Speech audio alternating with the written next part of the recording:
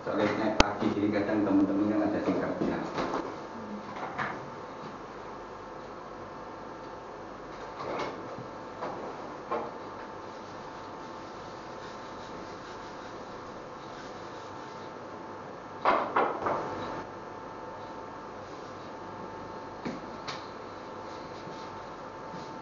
Oke, mulai ya. Oke, yuk pagi. Pagi. Oke, jadi hari ini teman-teman Anda ikuti training Fastat untuk modul yang pertama, yaitu teman-teman akan belajar konsep asuransi jiwa dan pengetahuan produk. Ya, jadi pagi ini yang sesi 1 ini teman-teman belajar tentang produk. Ya, jadi nanti penyakit kritis itu apa, rumah sakit apa, itu syaratnya bagaimana, minimal teman-teman tahu dulu, nggak usah dihafal ya, tapi minimal ngerti pakai. Ya, nanti berjalannya waktu belajar lagi nanti kan apa. Ya, karena produk biasanya kadang bagi pemula kadang kan bingung, gitu ya. Tapi nggak apa-apa, nanti sambil jalan. Ya, oke ya. Oke, jadi pagi ini belajar tentang produk ya sama konsep asuransi. Oke, jadi gini teman-teman, asuransi jiwa itu yaitu ini apa? Supaya ini penting ya untuk di awal. Jadi nanti tugasnya teman-teman itu menjelaskan ke calon nasabah, ya. Nah, sebetulnya asuransi jiwa itu adalah instrumen keuangan, ya kan? Nah, teman-teman tahu sih namanya instrumen keuangan, ya. Instrumen keuangan itu banyak macamnya. Contoh, kita main saham, ya, kita main deposito, obligasi, ya kan, reksadana apa macam-macam. Itu semua itu adalah instrumen keuangan. Termasuk salah satunya asuransi juga termasuk instrumen keuangan, ya. Nah, tetapi di antara instrumen keuangan yang macamnya banyak ini, ya kan, pada umumnya orang ikut instrumen keuangan tujuannya satu toh, itu untuk apa? Dari keuntungan, ya kan? Umumnya orang kan ikut saham, main deposito, main apa semua, poinnya kan orang itu carinya keuntungan, ya kan? Nah, itu tidak salah, memang betul. Tetapi asuransi ini yang merupakan salah satu dari instrumen keuangan ini, itu tidak memberikan yang namanya keuntungan, tetapi justru malah memberikan suatu kepastian. Itu, ya. Jadi nanti kedepannya kalau teman-teman ketemu calon nasabah, ini toh orang ngomong, wes nangon aku apa melu asuransi kowe nang lomba iso untung lho, Mbak. Nah, itu coba nanti dijelaskan bahwa orang ikut asuransi itu bukan tujuannya cari untung, tapi cari suatu kepastian.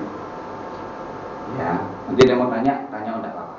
Ya, nah, namanya orang, namun ketika keuntungan, ya suruh dia ikut di saham di luar, ya toh, ikut deposito, ikut obligasi, macam-macam, monggo suruh dia ikut.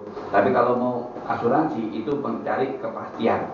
Nah, yaitu apa? Memberikan kepastian kepada seseorang untuk mencapai tujuan atau rencana keuangan masa depannya.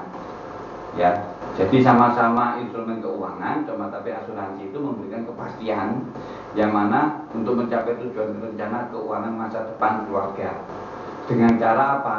Memberikan sejumlah kompensasi finansial ketika terjadi risiko kehidupan. Ya, jadi maaf, semua orang itu hidup itu pasti ada yang namanya risiko, ya kan? Nah, tetapi yang pasti selama perjalanan waktu itu kalau sampai terjadi sesuatu, justru asuransi itu memberikan suatu kepastian, ya kan? Kalau terjadi hal apapun, perusahaan asuransi pasti akan memberikan sejumlah kompensasi finansial kalau di saat calon nasabah tersebut alami risiko kehidupan. Ya, jadi dua hal ini berbeda. Sing ini keuntungan, kalau asuransi itu pasti. Ya, jadi ke depannya nih ketemu calon nasabah, coba dirumuskan. Makanya mungkin nanti ke depannya Mbak sama Mas nanti waktu jalan, itu Intan sama Mas sama coba itu. Panggilannya apa? Loncat ya, oke ya.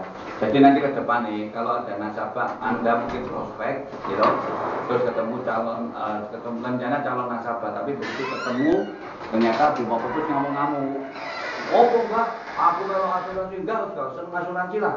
Oh aku melo tak bayar 5 tahun. Oh duitku entek nang jero.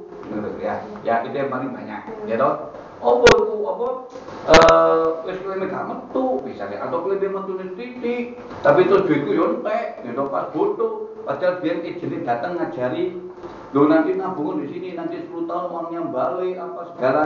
Nah itu coba teman-teman gak usah panik ya, tapi anda coba betul oke Pak, saya ngerti keluhan Bapak, ya maaf, mungkin informasi-informasi yang itu membuat Bapak jadi tidak nyaman. Tapi mungkin izinkan saya Intan atau saya Komsah, ya toh, saya datang ke sini, tujuannya saya coba saya tak jelaskan lagi ke Bapak, saya luruskan. Nah, Bapak jelasin bahwa sebetulnya Pak, instrumen keuangan itu asuransi itu termasuk di situ saham jelaskan ya kan. Nah tetapi kalau Bapak ikut di asuransi itu bukan cari keuntungan tapi cari kepastian. Jadi yang pasti tidak mungkin orang itu mau cari untung di asuransi tidak ono, keliru salah alamat ya, tapi butuh kepastian. Oke ya, dan apa nanti ke depannya pasti ngalami hal itu pasti kok ya, banyak karena apa banyak nasabah di luaran itu yang mungkin karena dari pengalaman agent atau mungkin kurang apa informasi yang jelas, jadi banyak orang berpikir itu melu asuransi untung gue 10 tahun nek duitku balik ya toh, tapi aku nek loro di cover gitu loh ya toh, jadi nek kalau sakit masuk rumah sakit di cover tapi nek gue mari duitku yo balik itu sebetulnya diluruskan dulu ya. Nah gitu nanti repot, belakangannya ribut ya.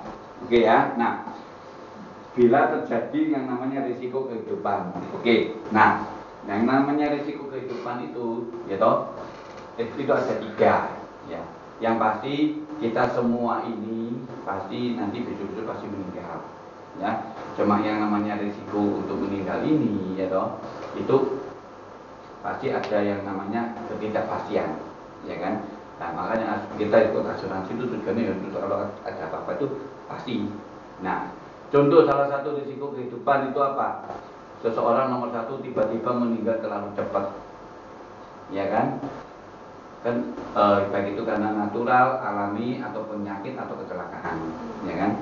Ya mungkin masnya atau mbaknya pernah tahu tiba-tiba maaf ada orang mendadak langsung meninggal, ya kan? Seperti 2 minggu yang lalu saya dikejutkan dengan 1 minggu itu dapat masuk dia dari sesama teman moro-moro hari Senin dikasih tahu teman seangkatan saya lagi berangkat ke Banjarmasin mengurusi kerjaannya. Sampai di Banjarmasin siangnya mampir ke bank, dia mau setor karena memang dia punya usaha di situ. Lagi nak setor antri keblak jantung ya kan. Nah tuh namanya orang meninggal cepat ditolong nggak nututi. Terus itu berapa hari lagi ada keluarga famili dari ipar saya itu juga gitu, nenek tidur merasa capek tidur siang ternyata 12 tidak ada ya kan. Ya harus pasti seseorang itu tidak minta risiko-risiko seperti itu kan bisa saja terjadi ya kan, ataupun karena kecelakaan ya kan, atau artis-artis yang tiba-tiba mendadak ya toh ya meninggal itu kan gitu ya. Nah jadi risiko kehidupan nomor 1 seseorang itu diperhadapkan dengan meninggal terlalu cepat ya. Nomor 2 seseorang itu diperhadapkan dengan yang namanya cacat badan atau disability. Nah cacat badan ini karena apa? Bisa karena sakit atau kecelakaan ya. Sakit contohnya apa? Stroke ya. Namanya orang kalau kena stroke, you know, itu nomor 1 yang dikhawatirkan apa? Biaya, ya kan? Nah kalau biaya rumah sakit begitu besar, ya kan, otomatis harus pengobatan ini, pengobatan itu, dia nggak pusing. Ya, itu kedua, namanya orang sudah sakit stroke, bisa nggak dia kerja? Ya toh, bisa-bisa dia sampai kehilangan pekerjaan, ya kan? Karena cacatnya dia. Nah, kalau sudah tidak bisa bekerja, kehidupan ini gimana? Ya kan? Pasangan dan anak-anak yang ada di rumah gimana? Ya toh. Nah, bahkan kalau sampai itu pun sudah biayanya nggak cukup, masih nanggung yang namanya sakit. Biasanya apa? Ya donasi dari teman-teman, keluarga, ya kan? Mungkin teman-teman tahu contoh seperti cacat karena sakit ini kan siapa contohnya? Misalkan artis kita sudah beres, ya atau paling gampang ya mungkin teman-teman tahu itu mau kena kanker, ya kan? Pengobatan cukup besar, tapi karena sakit dia pengobatan, akhirnya dia kan juga pasti bisa kerja. Nah, sedangkan pengobatan jalan terus, ya. Nah kalau sudah jalan terus, akhirnya apa? Kehidupan juga pengaruh. Akhirnya apa? Teman-temannya juga donasi sesama artis, turunan bayari, ya kan?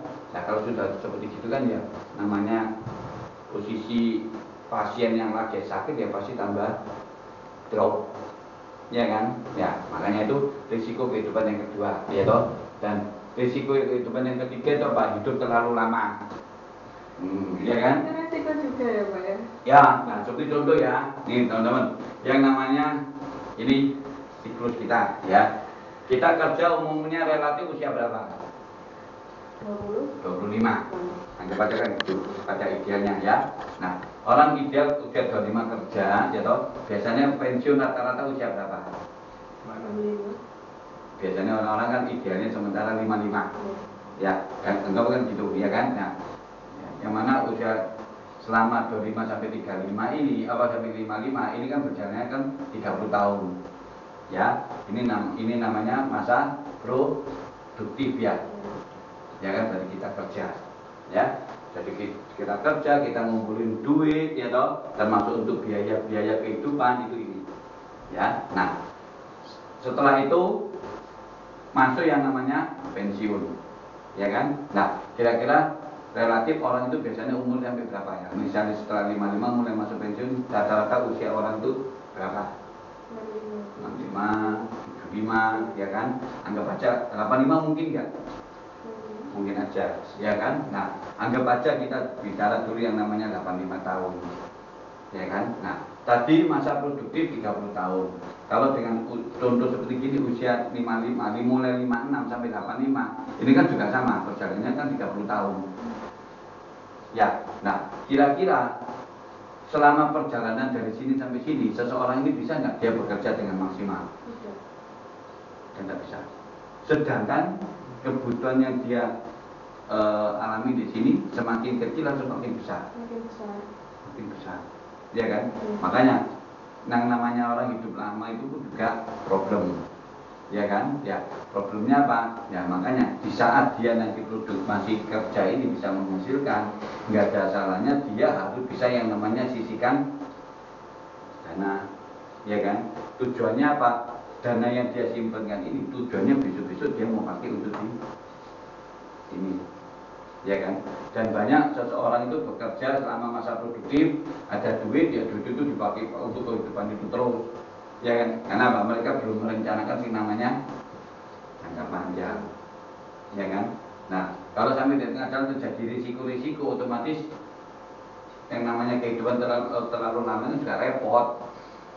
Ya kan? Maka kalau kita enggak kiri, kalau bisa kita harus antisipasi dulu di saat usia ini kita harus benar-benar jaga. Ya, jadi kehidupan lama itu pengaruh, dana yang gede juga. Ya, oke, lanjut ya. Ya. Nah, sedangkan perencanaan keuangan itu sendiri, ini contoh nih. Ya. Nah, anggap ini start, kita mulai bekerja, start, ya kan? Nah, kita kerja, mulai itu kan masih punya tujuan. Ya, di antara kita kepingin memiliki kendaraan, ya kan? Memiliki rumah. Persiapan dana pendidikan kalau kita udah merit, udah punya putra putri, mulai nyiapin pendidikan, ya kan? Terus setelah itu mulai kita bentuk yang namanya aset, ya kita bekerja bisa ngumpulin uang, aset, ya kan?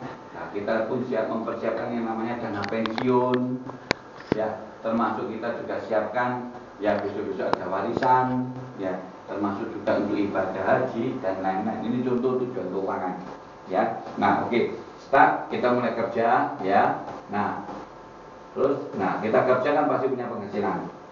Yang mana penghasilan ini nomor satu kita pakai untuk kebutuhan hidup, oke, kebutuhan sehari-hari. Kedua, ada lebihnya kita nabung, ya.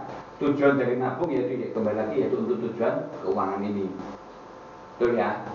Nah, anggap aja mulai dari bawah, start ya. Nah, kira-kira untuk mewujudkan semuanya ini kan nggak mungkin kita bisa instan cepat. Ya, itu kan butuh waktu yang cukup panjang. Ya kan? Nah, dengan berjalannya waktu yang cukup panjang ini, bisa nggak kita diperhadapkan dengan sesuatu yang namanya ketidakpastian? Ya toh? Bisa juga kan selama perjalanan ini menuju ke tujuan kita kan kemungkinan kan bisa diperhadapkan dengan yang namanya ketidakpastian ini. Ya kan? Nah, si namanya ketidakpastian itu apa sih? Yaitu tadi yang namanya risiko kehidupan, yaitu apa? Maaf, meninggal terlalu cepat, mendadak. Tujuannya baik, aku mau nyiapno ini, aku mau ini. Tapi maaf, tiba-tiba tengah jalan mendadak jantung, ya kan? Mau nyiapno ini, maaf, dadak ngalami kecelakaan atau cacat, sakit stroke. Akhirnya apa? Dulu impiannya apa-apa semua, ya, karena pandai kerja, bisa penghasilan, ya kan? Bahkan kalau sampai ngalami sampai sakit, tambah kerja, tambah ya. Enggak. Nah, kalau sampai sudah mengalami risiko kehidupan ini, bisa nggak seseorang itu yang namanya bekerja? Enggak. Nah, kalau tidak bisa bekerja, tidak ada penghasilan. Kalau tidak ada penghasilan, pasti yang namanya kebutuhan itu juga bisa terpenuhi, ya kan? Apalagi yang namanya nabung. Ya, mikirin kebutuhan aja udah nggak cukup, nggak mungkin bisa punya kesempatan sudah bisa nabung. Nah, kalau sudah nggak bisa nabung, yang namanya tujuan keuangan ini terwujud nggak? Enggak. Ya. Nah, oleh sebab itu, ya kan, teman-teman, kita bisa melakukan apa dalam hal ini karena sesuatunya itu ketidakpastian. Makanya kita harus cari yang namanya jalan keluar. Itu apa? Diantisipasi. Ya, antisipasinya dengan apa? Yaitu yang namanya asuransi. Jadi di saat kita menabung itu, kita sarankan calon nasabah kita, tidak ada salahnya dia itu harus sambil menabung, dia harus punya yang namanya asuransi. Ya, kenapa? Dengan adanya asuransi, kalau sampai terjadi risiko, ya kan, sing namanya kebutuhan hidup ini semuanya pasti tercapai. Ya, jadi gunanya asuransi itu apa sih? Untuk mengantisipasi sing namanya ketidakpastian itu menjadi pasti. Ya, ya kan? Nah, asuransi jiwa memproteksi apa? Gaya hidup, ya toh, termasuk tujuan keuangan. Ya, jadi otomatis ini semua yang di sebelah kanan itu yang ketik-ketik itu, nah itu akhirnya bisa terwujud. Ya, jadi nanti Romsa sama Intan ini nanti waktu ketemu calon nasabah, Anda jangan jual produk, Anda harus jelaskan dulu konsepnya orang ini. Ya, kalau Anda jual produk, percaya sama saya, maaf, kondisi sekarang mungkin di luaran banyak orang yang mengeluh dari duit susah, ya, toko-toko sepi, ya kan, otomatis pusing mereka, ya kan. Tapi satu sisi mungkin bisa juga mereka tidak belum mikir kayak gini. Nah, tujuan Anda datang ke rumah orang, ke tokonya orang, itu Anda jelaskan. Ya, jangan langsung ujuk-ujuk langsung tahu, Pak, di tempat kita prudensial ini ada produk baru, Pak, jangan. Tapi sharing-sharing, ya kan. Dari sharing-sharing itu teman-teman sudah mulai arahkan nasabah. Gitu. Kenapa? Kalau lu datang langsung lu nawari, pasti namanya orang itu nih, cuma ngane angkut kok gitu loh, ya kan. Jadi boleh duit angel kok gitu loh, ya. Tetapi kalau kita bisa membuka pikirannya mereka, mindset mereka, bahwa mereka itu kan pasti namanya setiap orang hidup itu pasti ngalami namanya ketidakpastian, ya kan. Nah, jelaskan di situ risiko-risiko kehidupan. Nah, setelah itu jelaskan asuransi. Ya, ngomongnya santai aja sama calon nasabah gitu. Ya, nggak usah ngotot apa, santai aja. Kalau saya sibuk, tinggalan di kapan datang lagi. Ya, jadi nasabah itu, calon nasabah itu yang penting Anda datang itu ojo malah medeni, Pak nanti nek bapak sakit, ya toh ini jangan, kita jelas no. Makanya di saat menghadapi yang namanya risiko ini, makanya bapak harus punya. Ya, oke, ya. Nah, lanjut. Nah, ini teman-teman tadi yang namanya kan menabung plus asuransi, ya kan. Nah, orang nabung itu kan pasti semua orang itu ada yang namanya 3 rekening keluarga, yaitu apa? Nomor 1 tadi nabung, ya, duit deposito segala macam, ya kan. Nah, kedua orang mulai invest, beli tanah, beli rumah, mungkin perhiasan, macam-macam, kan gitu kan? Ya. Nah, biasanya orang yang lakukan kan ini dan ini. Ya, umumnya kan orang kan melakukan dua itu. Itu kalau duit simpan di bank, kalau deposito, ya kan? Duitnya lebih, beli emas, itu simpan ada lebih, ada orang nawari tanah murah, beli tanah. Gitu. Apakah ini yang dilakukan mereka ini salah? Tidak salah.